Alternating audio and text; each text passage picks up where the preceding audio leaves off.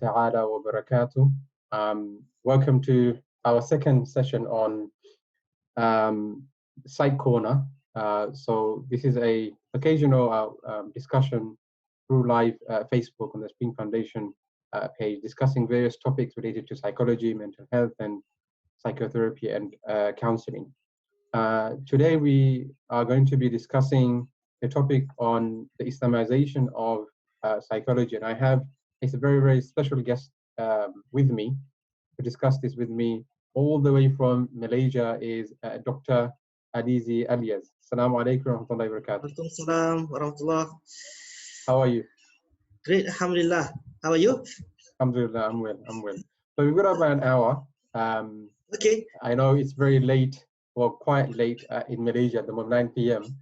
So we don't want to take much of your time, inshallah. So let's get into the actual discussion.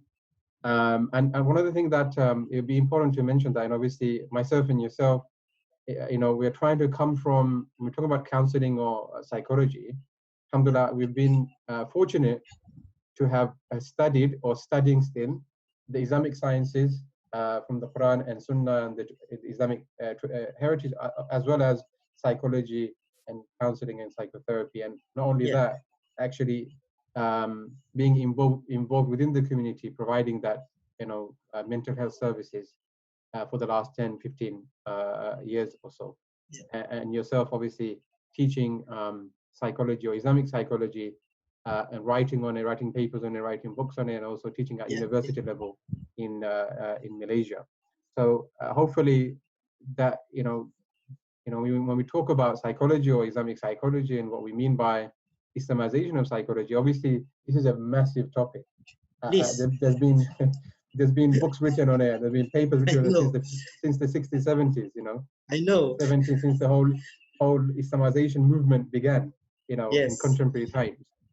But hopefully we'll focus on some key areas rather than going off on tangent, inshallah. But it's important for us to obviously acknowledge that we do have that kind of background where not just theoretical perspective from the Islamic perspective, but also from a practical perspective that we've been engaging in research and discussion for over a decade, if not more. So before we go into kind of the question I want us to discuss, Dr. Alizi, what is Islamization of psychology? What is psychology? When we say psychology, what is psychology? Okay. First of all, Jazakumullah khairan katsira, Imam Abdullah Hasan. It's nice to meet you again. I think it has been a long time since we met at London back in 2019. Last December. Yes, December, during the winter. And also Jazakumullah khairan katsira to Spring Foundation for initiating the #psychcorner webinar. I am so grateful with this invitation and can't wait to see more future programs and projects from Spring Foundation, inshallah. So, Assalamualaikum warahmatullahi ta'ala wabarakatuh, ladies and gentlemen. I am Alizi bin Alias from Malaysia. I'm an organizational psychologist, and as mentioned by Imam Hasan, both of us have both degrees in Islamic studies and also in psychology, Imam Hasan in counseling. And we see both disciplines in psychology and counseling from when we say Islamic perspective, it is really from the Islamic revealed knowledge and also Islamic heritage, inshallah. Regarding the question of what is psychology, for those who have studied psychology, the typical answer from secular perspective is the scientific study of behavior and mental processes. There's no mention about soul, there's spirituality, there's no mention about Quran or Hadith. It is practical for secular purposes, but it is problematic from Islamic point of view and also from a Muslim point of view. I once proposed, and Imam Hasan knows this, I once proposed a definition that Muslim psychologists would feel comfortable in actively involving in the research, teaching, and application. At that time, my definition was Islamic psychology is the scientific study of the manifestation of the soul in the form of behaviors and mental processes in the light of Quran and Sunnah. so that lecturers who are not trained in Islamic studies, for example, doesn't feel burdened to contribute to Islamization, because they can still focus on studying behavior and mental processes, but they must take into consideration soul factor in designing the research, in interpreting the data, and of course it has to be based on Quran and Sunnah. However, we feel that this definition, despite being able to engage psychologists who are scientifically trained in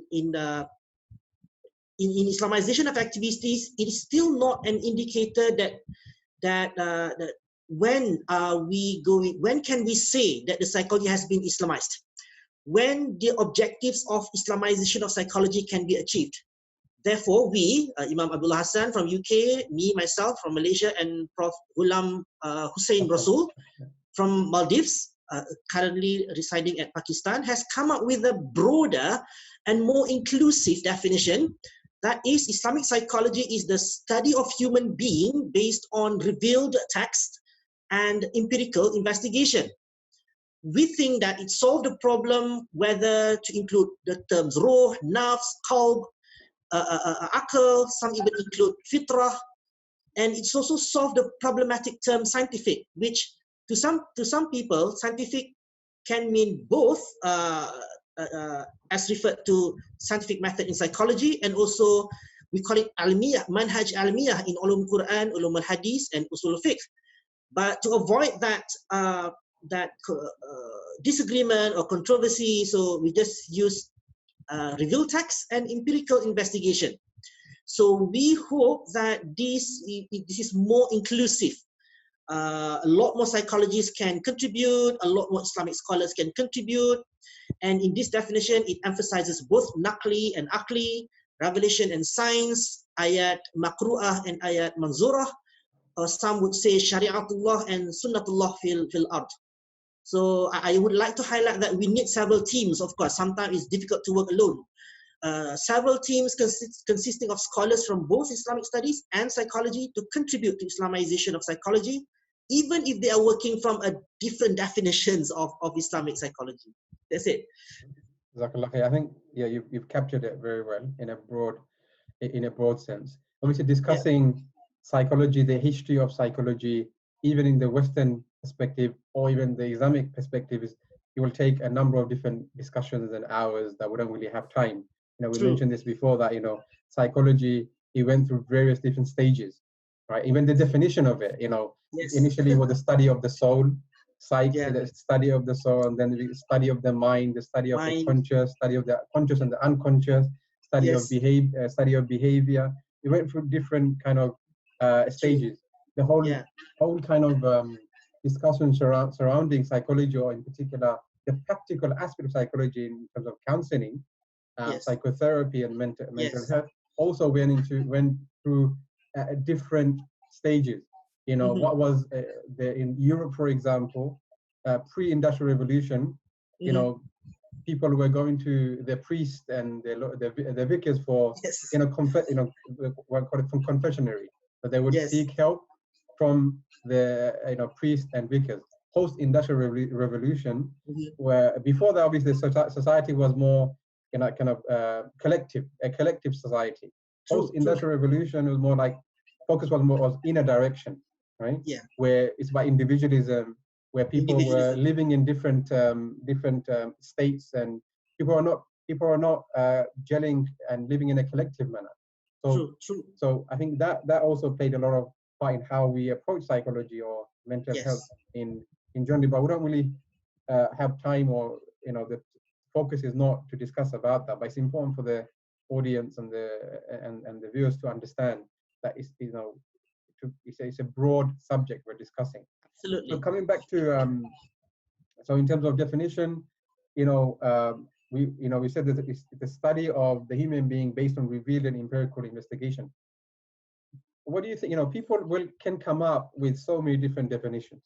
It's not very difficult, impossible to come up with definitions, because people have. Aisha Utz, in her book Psychology from the Islamic Perspective, provided I thought a good definition. Yourself, you came up initially on your own with a good definition. I mean, all the definitions are not necessarily wrong. Yeah, true. It's about how do we capture, in the broadest sense, everything that we are talking about from psychology and from the Islamic perspective. And we feel that the study of the human being based on revealed text and empirical investigation tries to capture all of that, inshallah. So when we're talking about the Islamization of psychology, so what is Islamization of psychology? Wow. What is it? What are we trying to Islamize? That is a very tough question, and I'm sure a lot of audiences, possibly lecturers in psychology, students in psychology, you must have been exposed to many papers trying to conceptualize the Islamization of psychology. There are also papers that compare and contrast the many approaches in Islamization of psychology. Sometimes the criticism among researchers from all these approaches can be very, very harsh. And this has led to some negative side effect. For example, a lot of secular trained psychologists who are very sincere and want to contribute to Islamization of psychology end up avoiding Islamizing psychology because of this harsh criticism. And I think this may not be healthy to the movement of Islamization of psychology. I believe in acknowledging, encouraging, and celebrating all efforts in Islamization until we can see a more stable pattern and of Islamization of psychology approaches, which is more hopefully comprehensive and hopefully appreciated by all. If we want to compare with Islamic studies, for example, Islamic studies are quite established, we should treat all these different Islamization of psychology approaches as if they are we should not treat them as if they are madhahib in aqidah, like I'm right, you're wrong, for example, because psychology is not all about aqidah, except maybe a few things. We should learn from how to deal with khilaf and disagreement in madhahib, in fiqh. In Malaysia we call it fiqh, in fiqh, where we celebrate disagreement, and of course we are allowed to criticize constructively. And that's how we should approach Islamization of psychology. Different approaches initially occur in an unsystematic manner. But later, with the emergence of, for example, in fiqh, during Prophet time, there's no such thing as fiqh, except it refers to all ilm in Sharia. But over time, after the emergence of ilm or usul al-fiqh, principle of Islamic jurisprudence, it was clear which methods are acceptable and which are not. Within the acceptable methods, differences in fatwa or rulings are respected and celebrated. And like I said, healthy criticisms are allowed to find a better or a more relevant fatwa or ruling. So I believe Islamization of psychology is like that too. Respecting and celebrating differences, healthy criticisms are allowed to find a more valid or a more culturally sensitive theories. But of course, any elements of shirk, of khurafah, tahayyul, bid'ah, myth, or pseudo-psychology should be rejected. So that's why we came up with that definition that we hope can include all these approaches. If they want to come up with a specific definition, it's fine, but we hope that our definition can capture all these approaches, and sooner or later we can see the stable pattern of Islamization of psychology. Yeah. Just to going back on some of the points you mentioned, obviously, again, this goes back to the definition of psychology, the purpose, objective of psychology. So when we're talking about psychology, we are being more specific. We're talking about human psychology, because there is a whole, in Western psychology, there's a whole discussion about, okay, are we only discussing human behavior, human emotions, or are we talking about animal and other environmental psychology, evolutionary psychology, and other forms of, right? So when we're discussing here, we're talking about human. That's why, the definition we've got is investigating human behavior. Yes. Emotions, right? Yeah. So, well, we may study animal, but at the end we're trying to make conclusion about human. Yes. Not the animals. Yeah. Like B.F. Skinner and others have done in the past. Okay. In the behavioral school, So why do we, just in a nutshell, why do we need to Islamize psychology? Wow. That is that is a philosophical question there. Yeah. But maybe if we can, there are so many whys, and I will only give a few, and I hope Imam Hasan can also share a few whys maybe later on. The first why that I can think of is Western psychology was developed to solve the problems of Western society. This is like pre-Renaissance, if I'm not mistaken, the dominance of religious authority over all aspects of life, including on worldly knowledge. And I'm sure some of you heard that some scientists are being persecuted during that time. And that is why we find today the content of Western psychology is antagonistic to the religion, or at least ignoring the religious aspects. And this is not good for Muslims, psychology students or lecturers who are teaching it. Since the psychology is dominated by American psychologists, American-based research, and American textbooks, we see that the content can be irrelevant to Muslim society. And the funny thing is, even the European psychology, Imam Hasan is staying at UK, we found that their approach to psychology is different. They do not like to be so-called Americanized. They came up with a different textbook and sample from a more varied sample. And that leads to the emergence of cross-cultural psychology, which I believe will help in the Islamization of psychology. Unfortunately, it was initiated by the European psychologists, not by Muslim. So it should come from us. So that's the first why.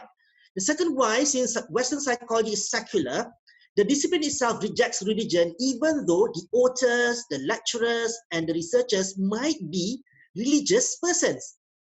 But the discipline is secular, is avoiding discussing, including religion as part of the subject matter. And this has led to an overly materialistic society, not only in the West, but also all over the world. Even secular people try to search for spirituality and transcendental experiences. Many follow the so-called spirituality ideas, but still secular, from the New Age movement, most of which are imported from pagan religions and full of pseudoscience, pseudopsychology. Unfortunately, Muslims, even in Malaysia, adopt this pseudoscience and try to justify with dalil from the Quran and Hadith in a very, very superficial manner. The third why, to carry out our greatest jihad of helping the world to develop a more balanced view of human nature. Before the webinar just now, we discussed about various grand theories, right? Psychoanalysis, behaviorism, humanism, biologism, or cognitivism, evolutionism, a lot of approach. So we need a balanced view of human nature. Even from biomedical approach to biopsychosocial approach, we should now be brave enough to propose biopsychosocial spiritual approach. However, it is quite late already, because even some Western scholars have already proposed such model from Christian point of view, even from Judaism point of view. Islamic model should come up with several Islamic biopsychosocial spiritual models that is not only lead to better understanding of our role as Abid and Khalifah, but also, this is quite important, testable by empirical research. Number 4, to rewrite the history of modern psychology, showing the great contributions of early Muslim scholars. They were geniuses who based their theories from Quran and Hadith.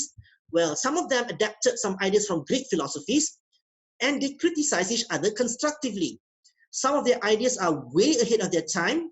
Some of the so-called original psychological ideas in the 20th century are actually based on their early Muslim scholars' ideas. But we need to learn to differentiate between their psychological concepts and their psychological applications. Why? Their grand theories may remain, but their mid-range theories and their applications may need to be updated using modern scientific, statistical, and psychometrical approach. So my last point, this has led to the terms of at-taqsil and at-tawtin. These are the terms familiar in Arab countries, those who are involved in Islamization. At-taqsil and at-tawtin.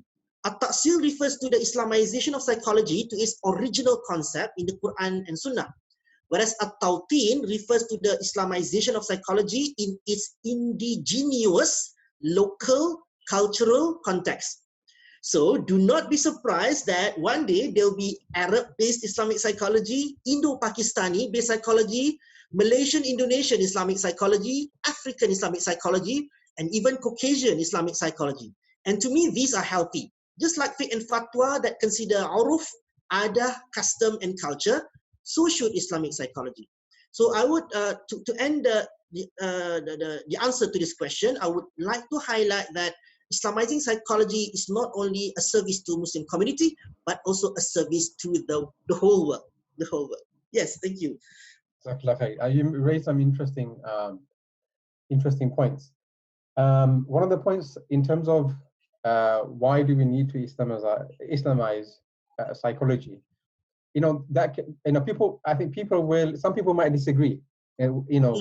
What's the difference? When we're talking about psychology and then Islamization of psychology, Islam, what's the difference? People ask, you're just adding certain verses and certain hadith, and you're saying, oh, that's Islamization, whereas psychology and different psychological schools and therapeutic schools, they already have within those models and schools or madhabs those spiritual aspects. So why do you need, what's this notion about Islamization of psychology? And from I empathize with that, actually. I empathize. And if you want to kind of slightly go, come from a different angle, more of a radical angle, if I were to say, for example, okay, when we are discussing Islamization of psychology, right? Are we just talking about, okay, let's try to fit Islam within the framework of the Western European psychology? Or are we talking about, fitting psychology, i.e. again, the Western, right, within Islam? Because there's two different approaches. And my kind of thinking is okay, psychology, if you look at the Quran and the Sunnah, the Quran is not a book of psychology. It's not a book of science. No, it's not. It's a book of guidance. It's a book of guidance. However, it does indicate to certain psychological aspects, right? If you open Surah Fatiha, go to Surah Baqarah, for example, Allah indicates about how how we develop behavior and emotion. The story of Habil and Qabil, for example, a really good example, right? So it's not a book of psychology or science. It's a book of guidance, but although it contains a lot of those aspects. So my kind of thinking is, and I don't know what the whole movement about Islamization, right? Not just psychology, but generally the social sciences. Back in the 1970s in Mecca, I believe there was a big conference, and Mecca. A lot of books, 71 or 70, a lot of books were published in Islamization of the social sciences. One of them was psychology. And if it's been what, 30, 40 years now, not more, and 50, yes. And with the emergence of Professor Malik Badri in the 70s, when he wrote his books, Dilemma of the Muslim Psychologist, and when he gave lectures about Islamization of psychology. My kind of question for us to think about, discuss about, what have we done? Are we just kind of like making certain psychological aspects palatable from the Islamic perspective just by adding certain spiritual badges and verses and hadith? Where if we come from a different angle, that we don't need to Islamize psychology. Like from a completely different angle, we don't need to Islamize psychology. We just teach Islam. Because from a counseling or psychotherapy perspective, a lot of people will say, and I tend to agree to a large extent, that psychotherapy is actually tazkiyah or tasawwuf, right? Even before Freud and Jung and B.F. Skinner and all these great Western philosophers and psychologists, we had our scholars discussing certain aspects of humanistic psychology or psychotherapy, even before contemporary times. And some of them were coming from the Islamic perspective, some of them were not coming from the Islamic perspective. We have to acknowledge. So my thing is that why do we need to, right? Because it's like the discussion about Islamic finance. You know, how can you Islamize in a system that is very difficult to Islamize? Yeah. True. You're just putting bandages. So with those kind of difficulties and challenges and limitations, why don't we just, you know, look at obviously Western psychology and counseling, psychotherapy and whatnot, mental health, but this, you know, not simply teach Islam, but come from simply from the Islamic perspective. Teach, you know, look at the Sunnah directly, look at the Hadith. What the research, some of the research that is being carried out now is, okay, let's look at, let's look at, okay, the Western models of counseling or psychology or psychotherapy, and let's see how, let's go back to the Quran and Hadith and see how we can fit Quran and Hadith in that. You know, and which is not a bad thing, but I think that's not very a difficult task to do. Because, you know, yourself, for example, you've got the psychological background, you've got the Islamic background, you can do that.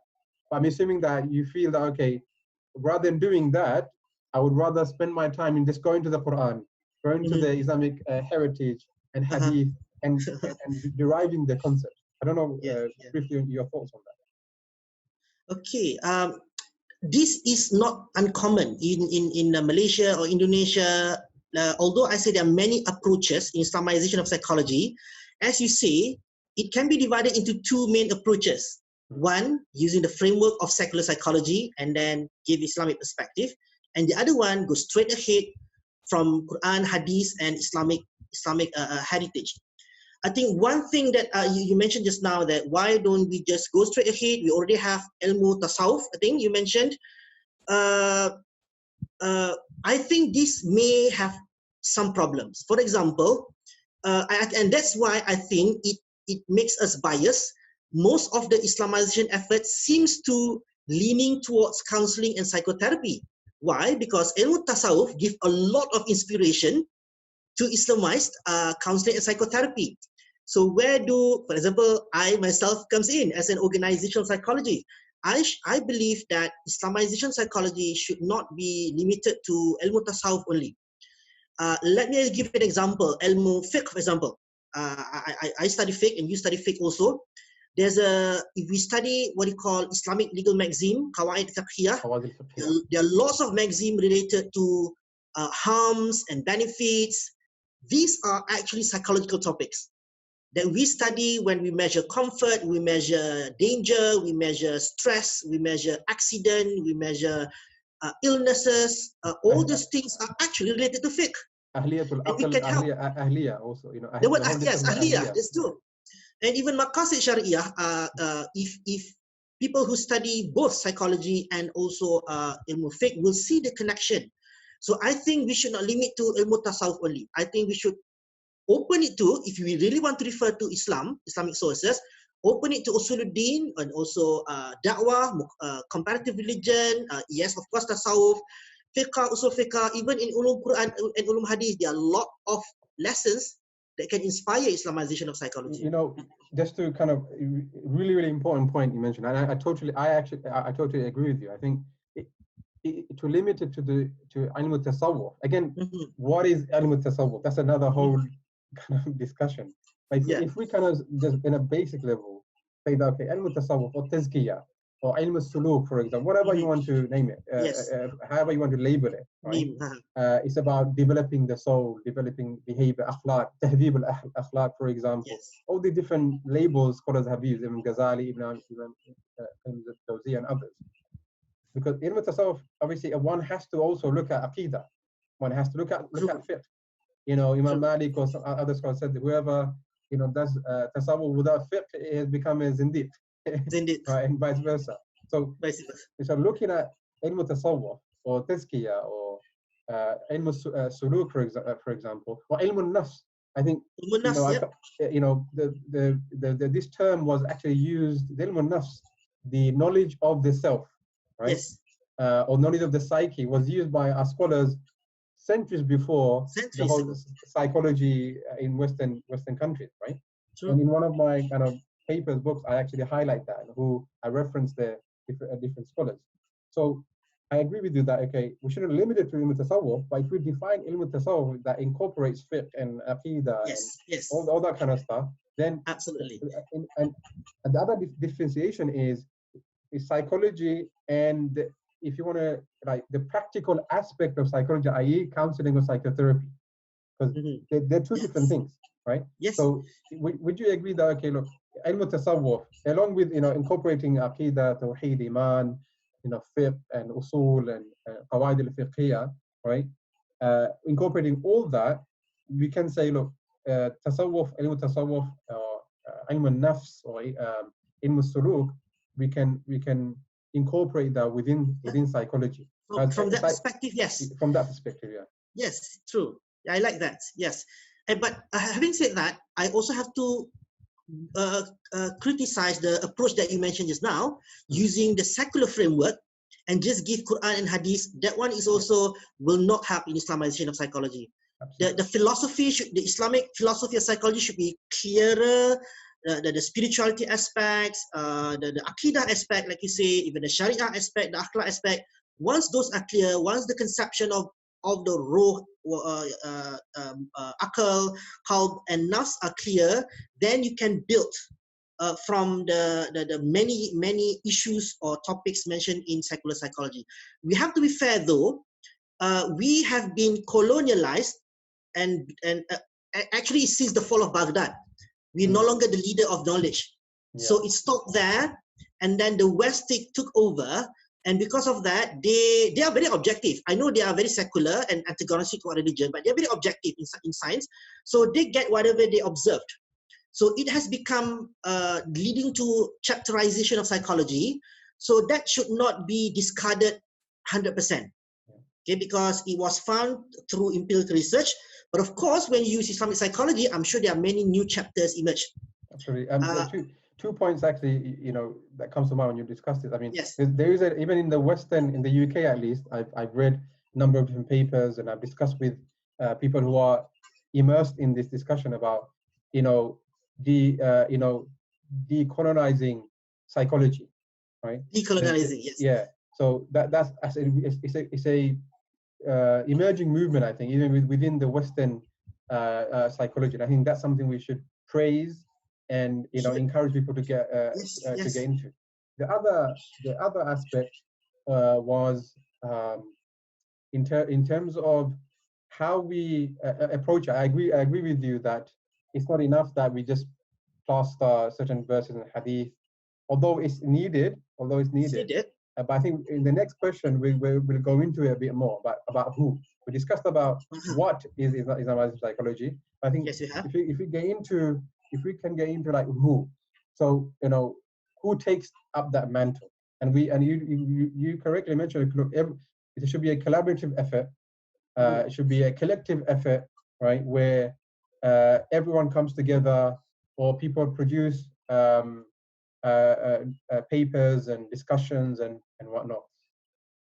But let's get, if we were to go back from the Islamic sciences perspective, so Imam al-Suyuti and others, they mentioned, for example, if you want to become a mufassir or a muhaddith or a faqih, right, there are certain conditions that you have to meet. Yeah, yes. For example, Imam Suyuti mentions, I think, in Itqan about 19 conditions about mufassir. Yani has to be well versed in Arabic language, for example, in usul, in fiqh, in hadith, all these different, in rhetoric, in balagha and whatnot. Similarly, to become a mufti or to become a faqih, to become a muhaddith, right, to become an usuli, there are certain conditions. With anything, if you want to become a medical doctor, if you become a lawyer, for example, you have to go through a certain process. Now, so one of the things that I've been trying to do, and hopefully, inshallah, together and with others, we can develop this further, because alone we can do so much alone. Is actually develop, and I've written some articles and papers on this and posted it on different platforms. I develop a framework in terms of, you have the qualifications. We're talking about who, right? Yes, we can't discard people who have studied Western psychology from a secular perspective. We can work with. Yeah, you can. And we should, right? But if you are coming from the Islamic perspective, what are the qualifications? Yeah. For example, do they need to know Arabic language? Do they need to know usul? Do they need to know hadith studies, usul or hadith? Do they need to study ilm suluk or tasawwuf? qawaid al-fiqhiyya and usul, right? I remember when I was studying in Jordan, and the very first fiqh class in university, right? Our teacher is amazing, right? And our teacher is a faqih, he's a usuli, you know, but he's very spiritual. He was a very spiritual person, right? The very first few lessons that he focused on, this is a fiqh class, right?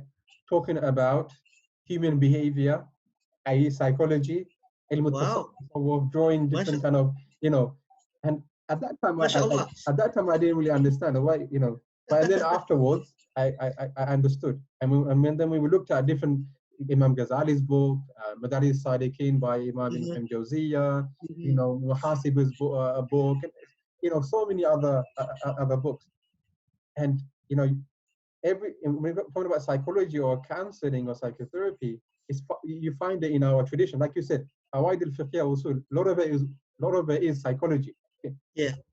Psychology, right? So, I want to have a discussion about, okay, when we're talking about who, what should be the qualification? Yes. Well, funny that you mentioned all those things, shurut al-mujtahid, shurut al-mufassir, and muhaddis. That's the same idea that I have. And for I'm referring to the audience. Yeah? Audience, you know what? Before I met Imam Hasan personally, we were having conversation through telephone. We instantly connected because we are talking with the same wavelength, as they call it, in the same wavelength. And yes, I agree with you. My idea of the who of Islamizer of psychology, I take inspiration from the topic shurut al-mujtahid, the requirement of how do I translate? Scholars in Sharia that reach the highest qualification in independent reasoning to produce fatwa or you could say legal rulings. jurist. Legal jurist. Yes, legal jurist. And just like there are different levels of mujtahid in fiqh, so do I would call psychological mujtahid or theories in psychology. So there will be different levels. There are some may be an absolute Islamizer of psychology, or what do you call it, mujtahid mutlaq, okay, or some might be Islamizer that within certain approaches, maybe muqayyad, right? And some are Islamizer that focuses on finding a more Islamically and scientifically valid theories, like a tarjih in fiqh. And of course, most will be, some will follow certain approaches like mujtahid fil mazhab. And of course, most will be followers of one of the Islamizers and promoting his or her Islamic scientific theories.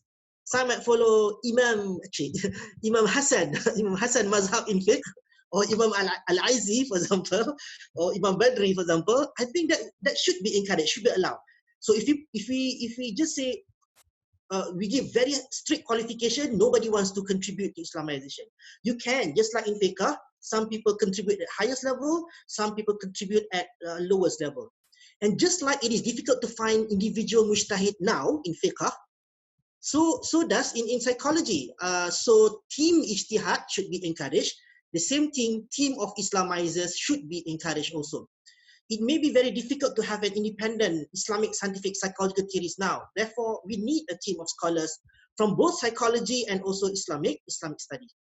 And it also depends on the level of self-confidence and level of creativity, which I think this was highlighted by Prof. Malik Badri. So these are what I think the qualifications of Islamizer of psychology, inspired by the Shurut al-Mujtahid. They must have, we must have a working knowledge of Arabic and also English, especially to be able to read the Quran, Hadith, early Muslim scholars' original work, or even secondary work. And of course, we have to know modern psychological theories and modern empirical research using English language. That is number one. Number two, a working knowledge about, you mentioned this just now, Imam Hasan, the methodological issues in ulumul Quran, ulumul hadith, usul fiqh, and in addition to that, in research methodology, statistics, and psychometrics. They have to know both. But I say working knowledge, not high expert knowledge, to be part of the team of Islamizer. Number three, accessibility to Quranic and Hadith texts related to psychology. I'm sure you know Imam Hasan, for Mujtahid, they have to know Hadith Ahkam and Ayatul Ahkam. So Islamizer of psychology, they should have a collection, at least they have accessibility to Quran and Hadith texts related to psychology. Knowing the difference between, pardon me, using the Arabic term, qata'i and zanni. Definitive dalil and interpretative or speculative dalil. This is very important because people always argue because they do not know the difference between the two. Because psychologists are taught to differentiate between data and interpretation. Same thing. If psychologists want to study Quran and Hadith, please make sure you know the difference between qata'i and zanni. Number 4, we must be, or at least strive to be, an upright individual or teams of individual. I mean, taqwa, spiritual motivation is a must. Insincerity, ikhlas, and all those things. Number 5, to me, is not a requirement. Again, those who study fiqh may relate to one. It's not shurut mujtahid, it's shurut sah ijtihad.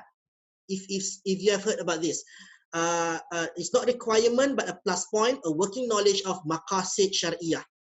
Also the waqi', the reality of the population that they want to give rulings to. Same thing with psychology. We must have correct understanding of the population where the Islamic psychology is going to be applied.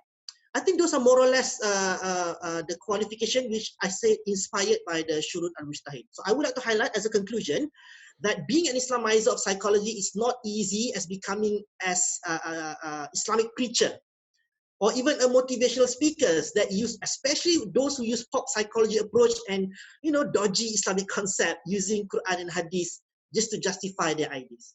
Yes, wallahu a'lam. No, I mean, in my article, I actually mentioned those. I think in some of your papers, you also highlight those. Well, the other thing I would also highlight and see if you get your thoughts on it is also having a pool. The same in the same manner, people who want to Islamize psychology and whatnot, or psychotherapy is having, they have to understand the qat'i and the dhanni. Yes. Having the ayat or the text related to psychology and counseling. I don't think that has been done, before, and that's something that I think we need to do. Yeah, we need inshallah. And that's something that inshallah you and I, are working on something. Inshallah. Hopefully, after COVID-19, perhaps we can meet. Inshallah. The other aspect is having again amassing or something pool or engaging in. So as scholars and imams, we are asked questions about, is this halal, is this haram, is so I think a lot of counselors or psychologists, it is important for them to learn fiqh, understand, the questions that people ask, because a lot of the one of the reasons I got into counseling, because after I studied, I became an imam of a mosque, and most of my time was dealing with family-related issues, counseling. At that time, I really didn't understand much about psychology and counseling, although I already studied it from the Islamic perspective, but I didn't use the labels of Western psychology and counseling. And so people were coming to me, I didn't know how to tackle this, and then I went and read and studied counseling. So I think it's important for psychologists, in particular practitioners in the community, to learn fiqh and understand the different answers related to to marriage, couple counseling, and whatnot. I remember there was a scholar from Canada. This was back, a while ago. I'm not mentioning his name, but really a long time ago. And this is one of the first time. This is probably about 2001, 1999. It's a really long time ago. A scholar from Canada, he came, and he was discussing about psychology. And he said, look, when I was doing my PhD, what I did was in psychology. What I did was go to Imam Ghazali's book and go to Imam Ibn Jawziyah's book. And what I did was translate and add the contemporary labels, and I got my PhD. So, basically he was saying, look, in our tradition, we already have this. We just have to we have to contextualize. And I like the word. Contextualize and relevantize the Islamic teaching. Yes, I like to use that term, relevantize. Yeah. So again, to contextualize something is one thing, but to relevantize something is also slightly different.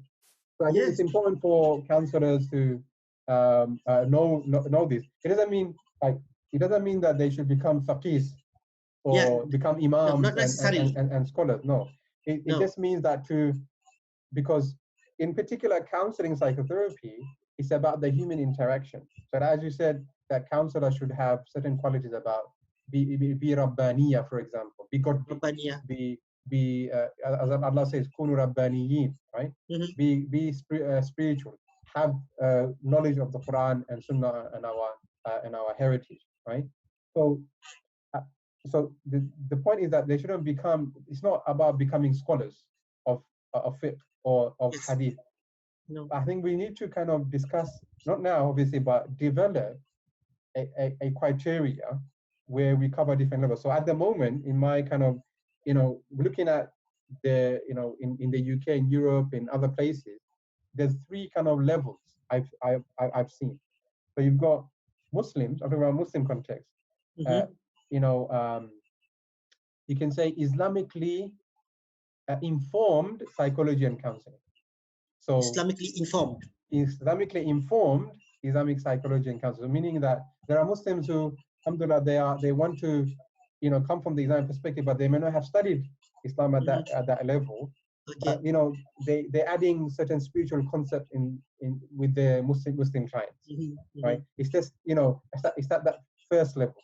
The second level is Islamically integrated psychology and counseling.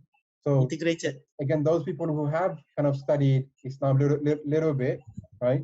They have some, a nomenclature, Islamic nomenclature and terminology they're used to, and also obviously psychology and counseling, right? Then the third level is like Islamic psychology and counseling.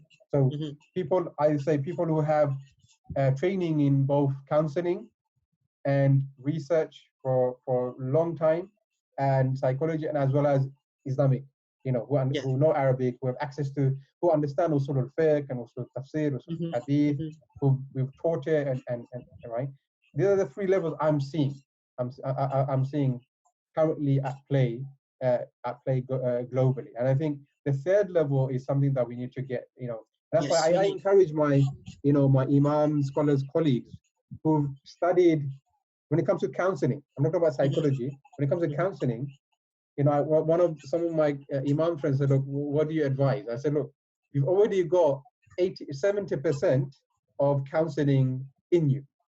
Like 80%, 90% in counseling in you. Why? Because when you study, qawaid al-fiqhiyya, usul al-fiqh, tafsir, you study ilm al-tasawwuf and whatnot, right?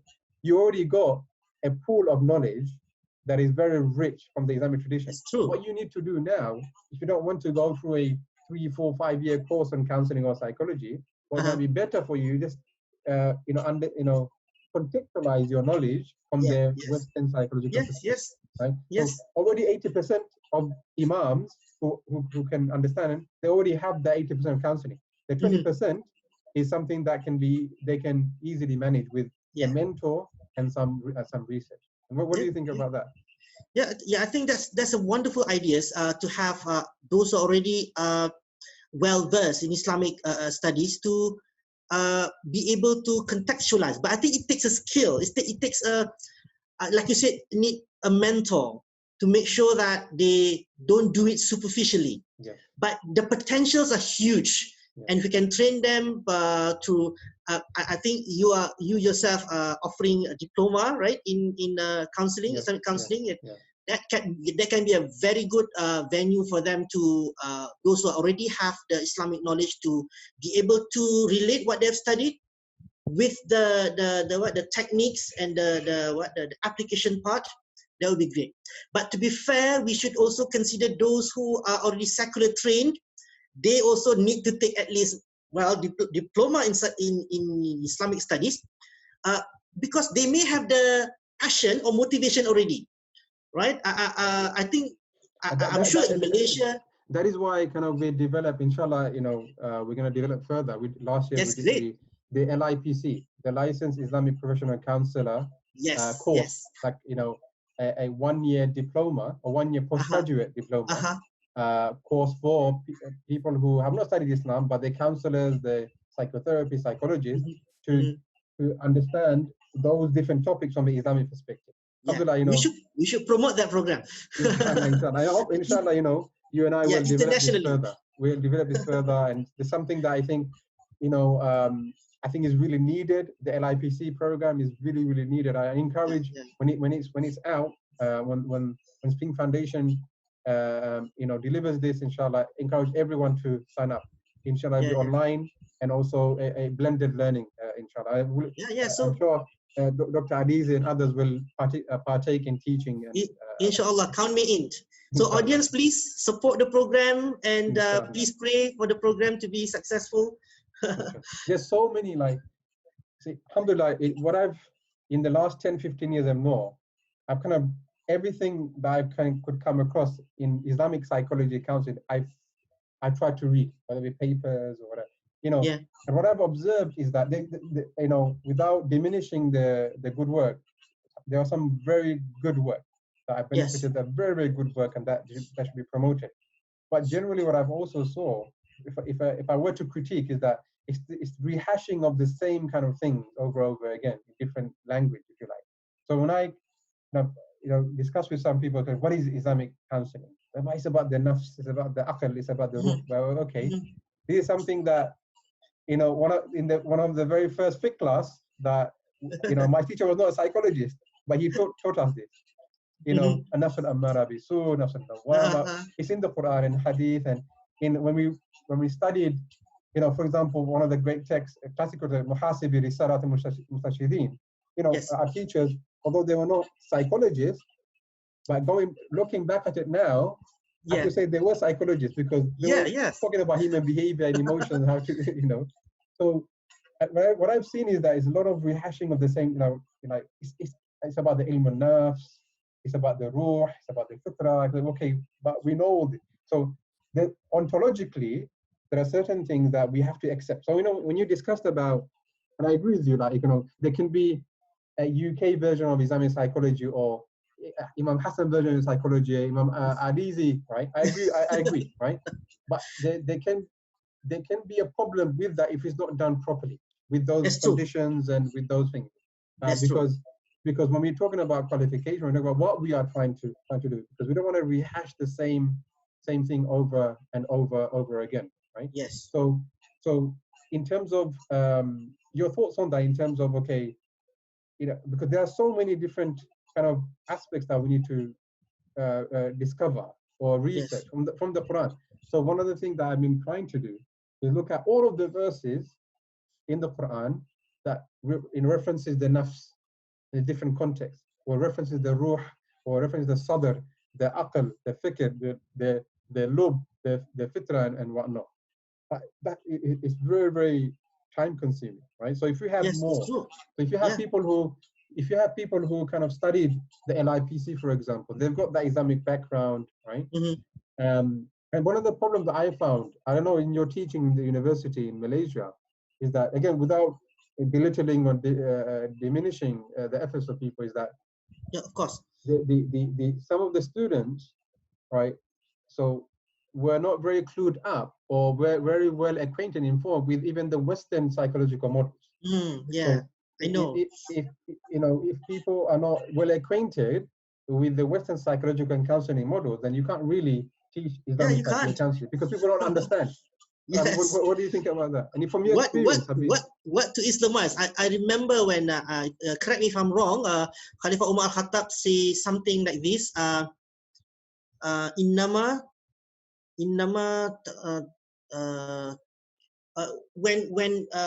the Islam will drop one by one if people do not know Jahiliyah.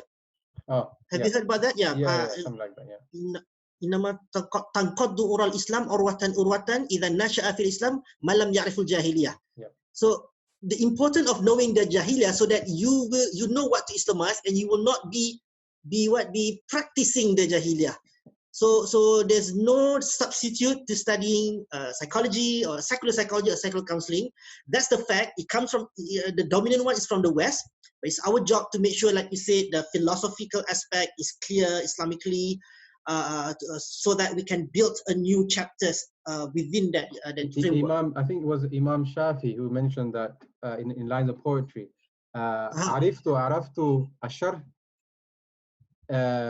لتوقيه, that I learned evil, I studied, right, to avoid falling into evil. You know, so it's important. The other thing is, I want to get your thoughts on is, in the UK at least, the different kind of counseling courses. I'm talking about from the secular perspective. Yeah. They don't, depending on the school, they don't teach the philosophical aspect. Right, so whether it be psychodynamic or the behavioral or the humanistic approach, when they come to the training, they don't teach the philosophical, because psychology counseling, more than half, 80% is philosophical, and probably 20%, 30% is scientific. Right, so you know, when we talk about when we discuss with counselors, right, it's important for them to also study the philosophy of Western psychology and counseling. Otherwise, like you said, otherwise, what do we Islamize? How can we Islamize it, right? So we don't have much time. You know, in terms of, I think we discussed already how to Islamize psychology. I think we kind of we have at surface level, yes. I think at surface. So if you want to kind of go into it a little bit more, how do we Islamize psychology, right? Maybe I'll try to being a little bit focused when discussing about how to Islamize psychology. I've mentioned just now that there are many ways that people have been approaching Islamization of psychology, and Imam Hasan said, although it's okay to have mazhab, but there must be some overarching concept that unite all these different mazhab in psychology. Yes, we should have that overarching themes. So to interject, kind of one of the ways I look at it from the Islamic perspective is that it can depending on the definition, right? So that's true. Psychology is what the definition is essentially the theory of human behavior and emotion. Counseling is how do you apply that in a way, right? Well, in one sense. Coming from organizational psychologists, maybe I only half agree with you. Sorry. That's fine. But if you because I'm applying psychology too, but in organizational psychology. No, in different aspects. I'm talking about in different aspects. Different fields. Yes. That's fine. It's you know, it's the practical aspect, right? But the way I kind of look at it is, okay, you have the Sharia. We have only one Sharia. That's true. Right? We don't have two Sharias, right? In the Quran and Sunnah, there's only one Sharia, right? But we have different madhahibs, right? Yes. We have different schools. So you can say, so when it comes to when I talk about counseling, so we have to have an understanding, the ontological, you know, understand, have the same epistemology at least, right? Absolutely. And then in terms of modalities, right? In terms of how to apply the modalities, it will differ from person to person. It will differ from country to country, from time to time, because the madhabs in fiqh, they're not four, but they probably there's been many. Yes, the four are the main. There've been many. So similarly, when it comes to Islamic psychology, like, yes, I agree that there may be different approaches, but on the ontology, the epistemology, right, there should be, you know, one. We can't say there's Islamic. Like, I've heard people saying there's Islamic psychologies.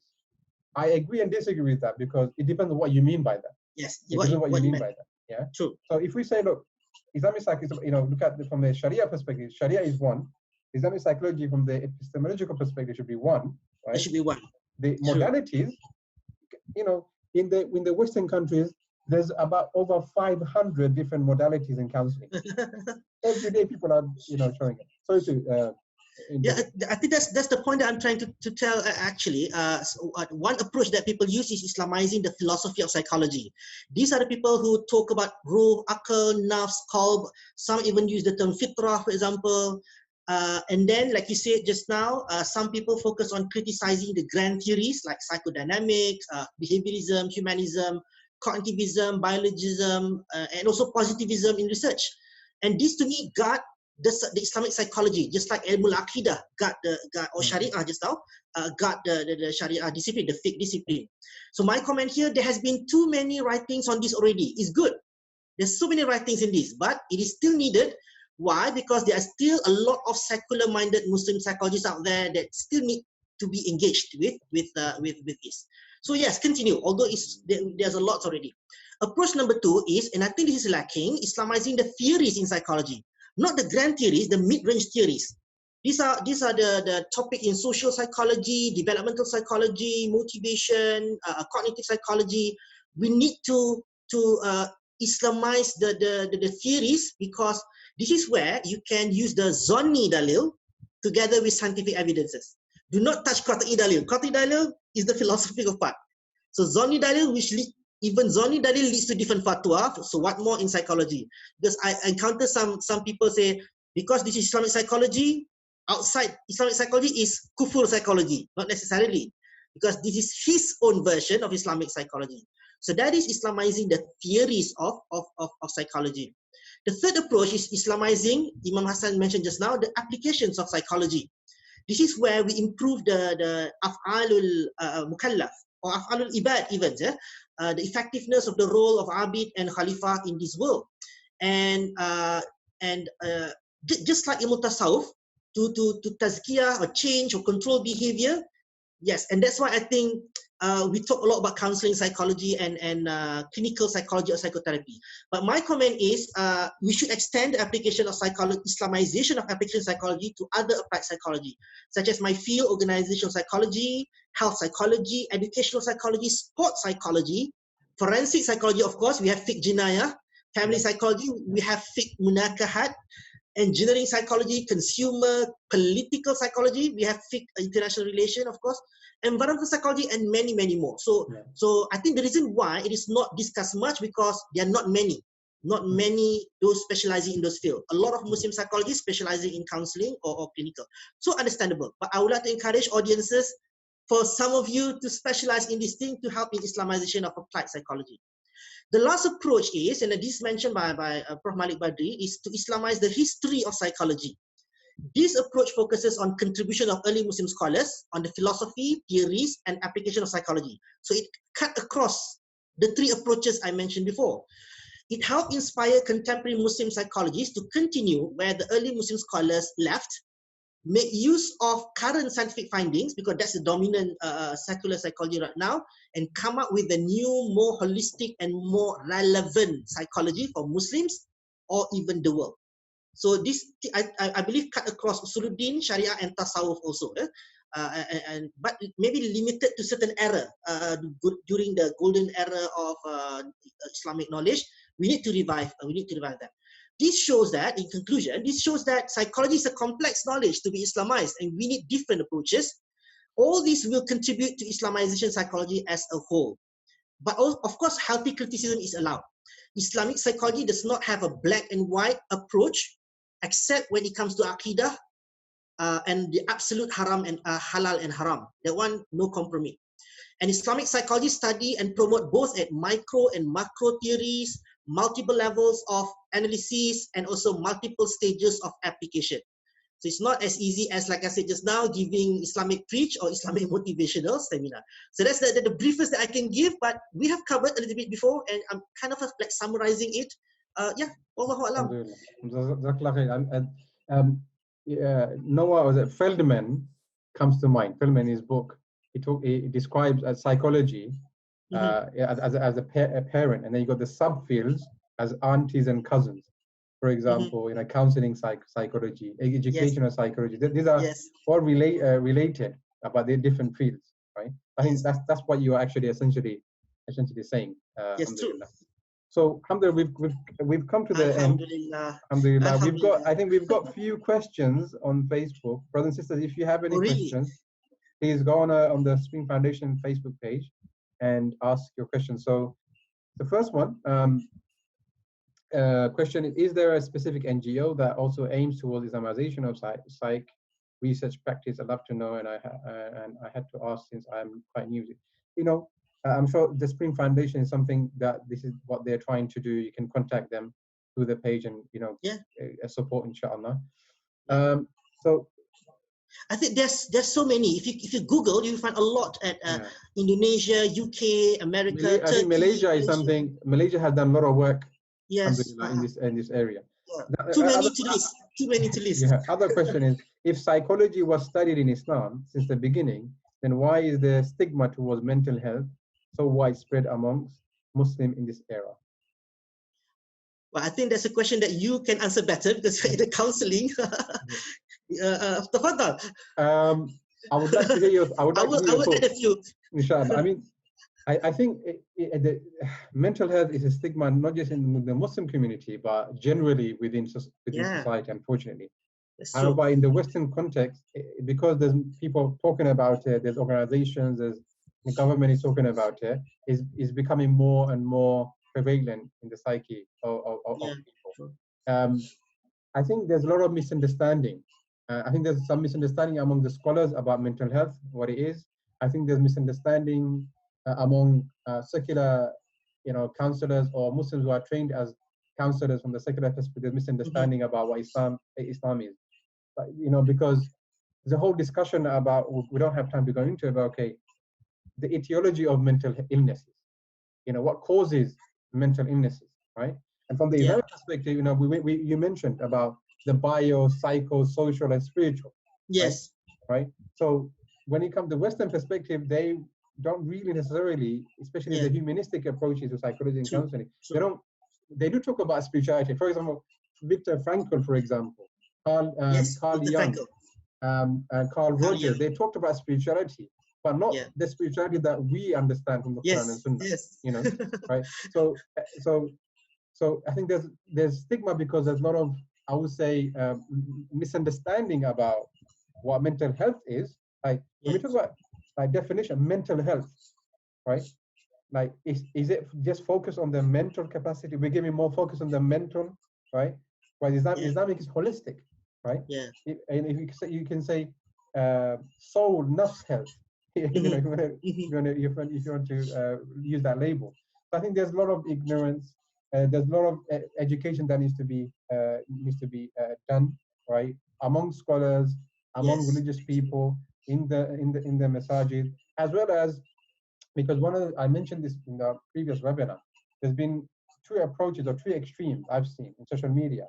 On one hand, there are people who are saying that, ignoring the supernatural and the spiritual, only focusing on the biological, the social, and the psychological. Observable, right? And by implication, they're assuming that the supernatural does not impact our mental health or illness, right? Positively or negatively, right? That's another discussion, right? And I think that's from the Islamic perspective, that'll be wrong. On the other hand, there are people who are saying that people who suffer from mental health or mental illnesses or mental disorders, they will, people who are practicing Islam or religious, they will never suffer mental illnesses. Again, that's also wrong, right? Yes. I think a lot of it, because the reason why there's stigma, there's a lot of misinformation, there's a lot of misunderstanding when it comes to both from the Islamic perspective as well as from the secular perspective. That's true, both sides. Let me add something. I think you have explained beautifully about the stigma. There's one angle that I want to touch upon when it comes to stigma, and we talk about secularization between worldly knowledge and Islamic knowledge. But sometimes even within Islamic knowledge, there is some so-called disintegration. I would like to give an example. I think a lot of Muslim, even children, since children, we were taught about fiqh more than tasawwuf. So when we perform salat, it's all about halal, haram, sah, batil, and that, like you said just now, Imam Malik said, the combination between fiqh and tasawwuf is not there.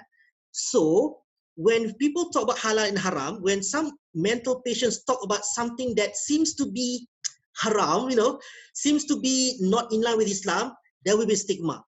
They forgot that sometimes in ilmu tasawwuf, we do teach people to be non-judgmental, not Rogerian judgmental, non-judgmental, but Islamic non-judgmental. That we should be empathetic, we should listen to them. Why do you say so? How do they feel? We always go straight here to, hey, that's wrong. Hey, you will enter Nari Jahannam. You know, the kind of thing. This is haram, for example. I think we need to integrate back this when we study fiqh, there's an element of tawheed and also Sufi in there. When we study Sufi, there's an element of tawheed in there, fiqh in there. Like you said in the early session just now. So yeah, that can reduce the stigma. I think I agree with you.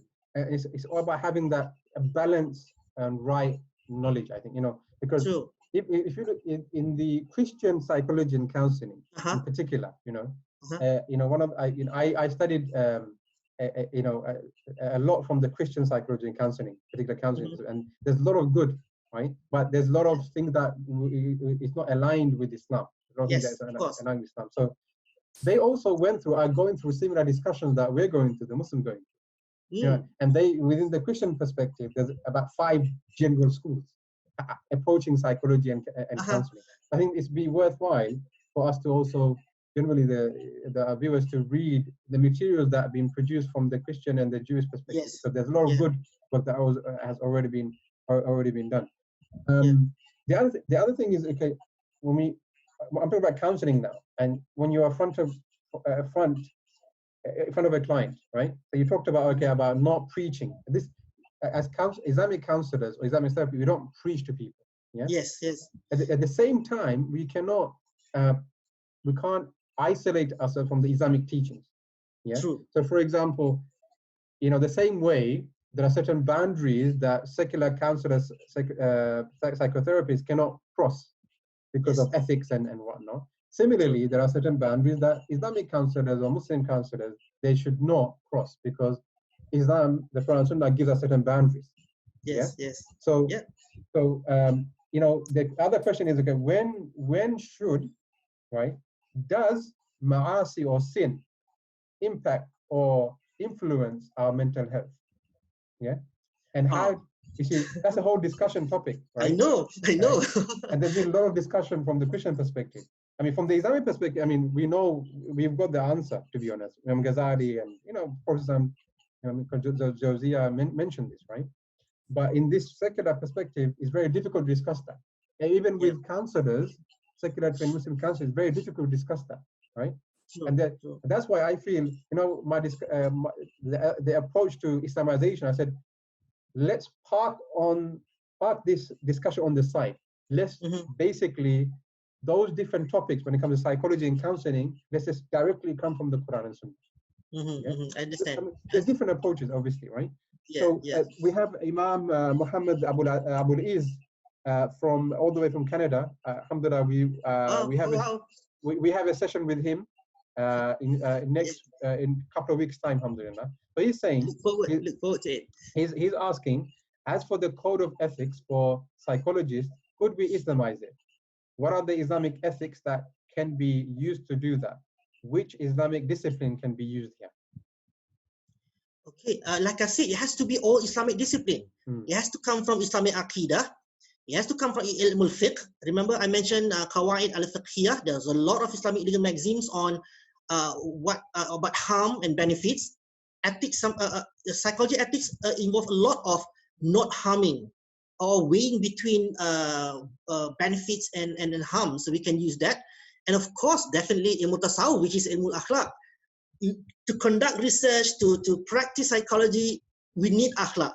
So that can be, of course, it need to be extracted and relevantized, not just copy and paste, because secular psychology will not appreciate it if we just copy and paste the terms from all these Islamic traditions.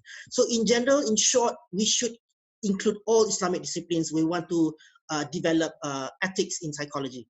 And research and practice. Yeah, I think there's a lot of materials out there already. It's just, you know, finding the time, and I know, that's the main thing. You know, that's finding the time. But inshallah, you know, slowly we can do it. Because I've actually, for some unfortunate reason, I lost it. But I actually started like code of ethics for counselors from the Islamic perspective. And there's a lot of materials out there already from different perspectives. I think inshallah that's something like, for example, in the UK we have the BACP, we have the National Council BPS also for psychology at UK. For psychologists, right? The Royal College of Psychologists, for example. I think we need something I've not come across from the Islamic perspective. Alhamdulillah, I did start it. It's something that I need to find time, and inshallah with their help and Imam Muhammad Abul Aziz and others, inshallah we can. Imam Muhammad Abul Aziz, he's got the Sharia background, he's got the counseling also background. Alhamdulillah. So that will help. So inshallah we'll be discussing with him more on that. On the 17th, I believe, of October, inshallah. So Jazakallah khair, Dr. Alizi. That's all the time that we have. Really appreciate. It's always refreshing to learn and benefit from you, discuss with you. Alhamdulillah. Likewise. And as you said, even before us meeting, it was like, two minds met and we agree. Yeah, we disagree. We may disagree on some things. Yeah, we may disagree. But we know that there's an overarching similarity there. Alhamdulillah. And I hope the brothers and sisters, wherever you are, you benefited from the discussion. Obviously, we've not kind of discussed a number of things related to this topic because we don't have the time and not the forum. But I think hopefully this discussion will continue. And if there are any comments or questions, please continue discussion on the Facebook page, inshallah. So I'm sure we will get Dr. Alizi again in the future, discussing a different topic, bi'idhnillahi ta'ala. And until next time, inshallah, assalamu alaikum wa rahmatullahi ta'ala